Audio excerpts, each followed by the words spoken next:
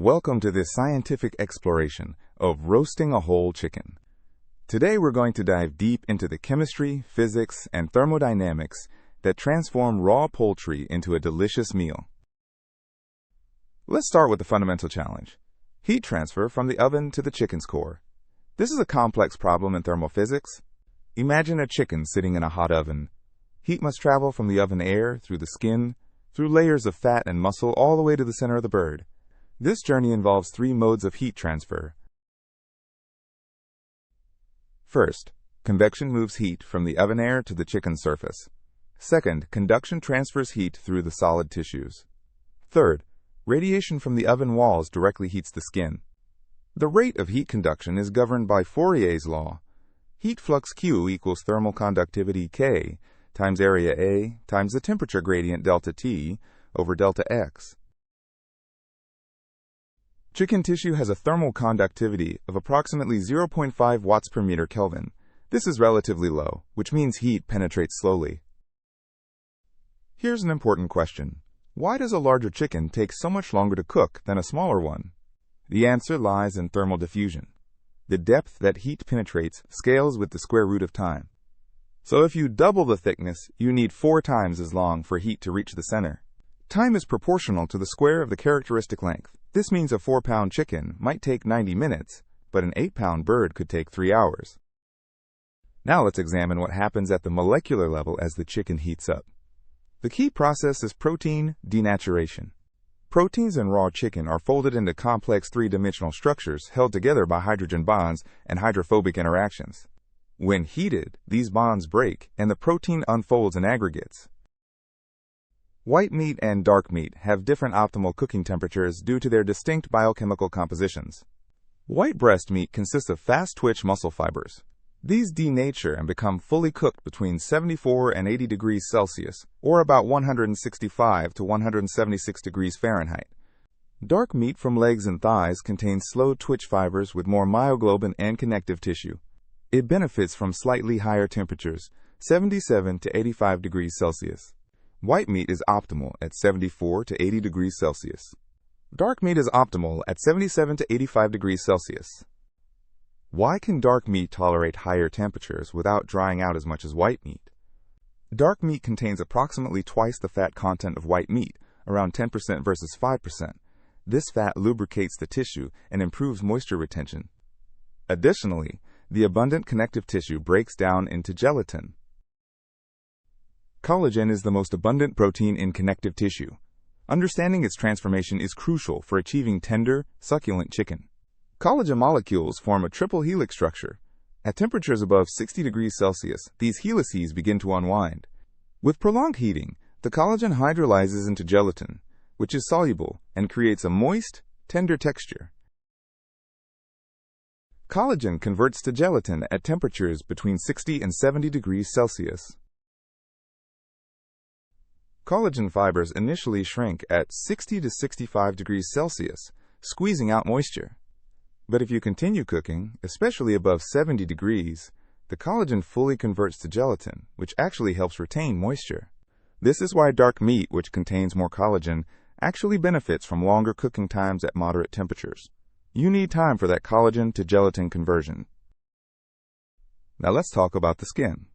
Achieving crispy, golden brown skin involves fascinating chemistry and physics. First, water must evaporate from the skin surface.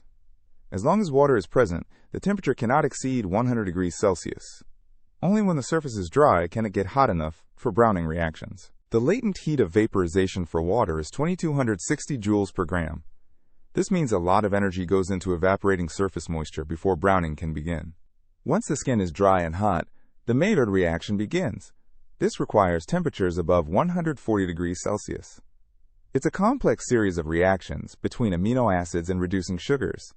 Amino acids react with reducing sugars under heat to produce hundreds of different flavor compounds and brown pigments called melanoidins.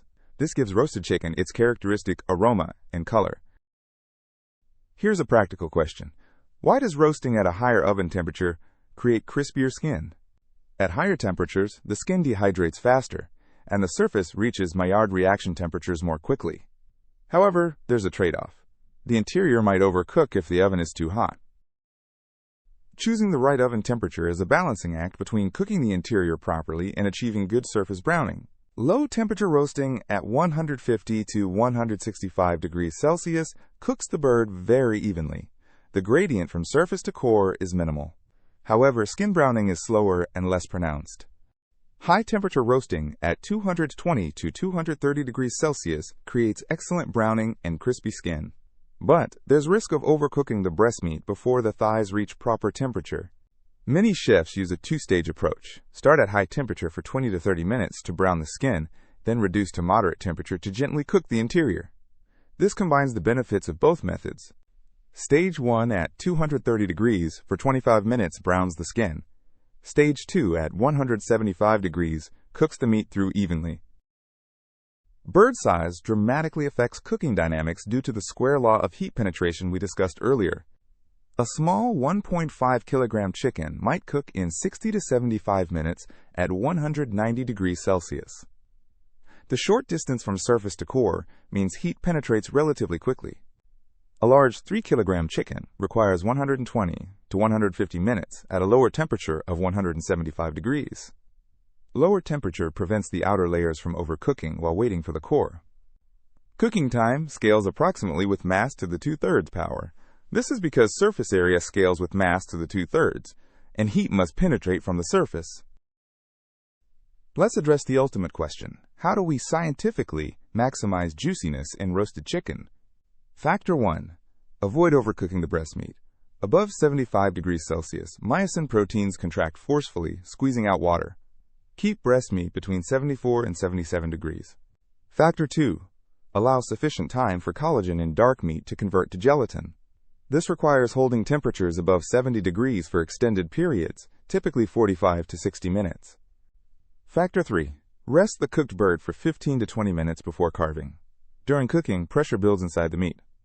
Resting allows juices to redistribute and proteins to relax and reabsorb moisture. Factor 4. Brining or dry salting before cooking. Salt denatures proteins slightly, increasing their water-holding capacity. A 4 to 6% brine for 4 to 12 hours can increase moisture retention by 10 to 15%. Let's examine the molecular mechanism of water retention in muscle tissue. In raw meat, muscle fibers are relaxed with space between them where water is held. As proteins denature and contract during cooking, they squeeze out this water. Overcooking causes excessive contraction and massive moisture loss. At 70 degrees Celsius, moisture loss is about 10%. At 85 degrees Celsius, moisture loss jumps to 30%. This is why precise temperature control is critical. From a thermodynamics perspective, we can analyze the efficiency of the roasting process. A typical oven operating at 190 degrees Celsius consumes 2 to 3 kilowatts of electrical power. The actual energy required to heat a 2 kilogram chicken from 5 degrees to 75 degrees and evaporate surface moisture is only about 500 to 800 kilojoules. The energy equals mass times specific heat times temperature change. 2 kilograms times 3.5 kilojoules per kilogram Kelvin times 70 degrees equals 490 kilojoules. Most oven energy is lost, heating the oven cavity, radiating through the walls, and venting hot air. The actual efficiency is only 5 to 10%. Convection ovens improve this slightly by circulating air more effectively. For home cooks, proper temperature monitoring is essential for consistent results. Insert an instant read thermometer into the thickest part of the thigh without touching bone. Target 77 to 80 degrees Celsius for dark meat. Check the breast separately and remove the bird when it reaches 74 to 77 degrees Celsius. Temperature will rise another 3 to 5 degrees during resting. Monitor both breast and thigh temperatures independently. The thigh can safely reach higher temperatures due to its higher fat and collagen content. Spatchcocking, or butterflying the chicken, offers significant advantages from a heat transfer perspective. By removing the backbone and flattening the bird, you create a more uniform thickness. This dramatically improves heat transfer efficiency and reduces cooking time by 25 to 30%. Spatchcocking reduces the maximum heat penetration distance by approximately 40%. Remember, cooking time scales with the square of distance, so this can cut cooking time nearly in half.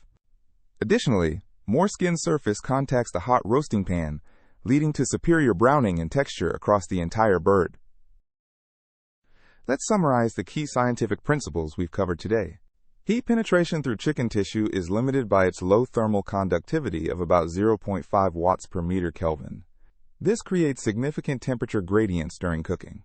Protein denaturation occurs progressively from 60 to 85 degrees Celsius, with white meat optimal at 74 to 80 and dark meat at 77 to 85 degrees. Collagen conversion to gelatin requires both sufficient temperature, above 70 degrees, and adequate time, typically 45 to 60 minutes, particularly important for dark meat. Skin browning via Maillard reactions requires a dry surface heated above 140 degrees Celsius, achievable through high initial temperature or extended cooking time. Bird size affects cooking time through a square law relationship.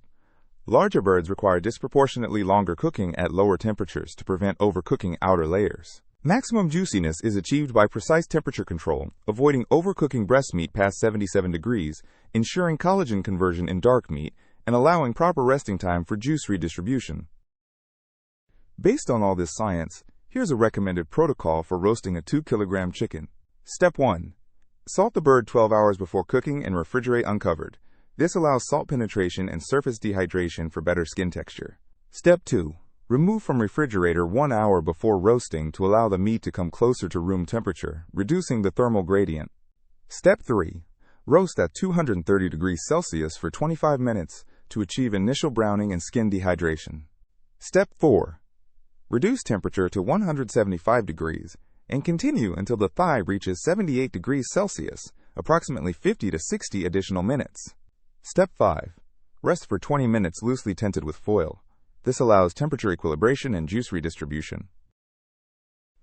Following this protocol, you should achieve the following results. Breast meat should finish at 75 to 77 degrees Celsius, remaining moist and tender with minimal moisture loss. Thigh meat at 78 to 80 degrees will be succulent, with significant collagen converted to gelatin, providing rich mouthfeel. Skin will be golden brown and crispy throughout, due to complete dehydration and extensive Maillard reaction products. Overall moisture retention should be 70 to 75%, compared to only 50 to 60% with less careful technique. Roasting a chicken is a beautiful application of physics, chemistry, and thermodynamics. Understanding heat transfer, protein denaturation, collagen conversion, and surface chemistry allows us to optimize every aspect of the process. With this scientific knowledge, you can consistently achieve perfectly cooked, juicy chicken with crispy golden skin. Thank you for joining me in this exploration of culinary science.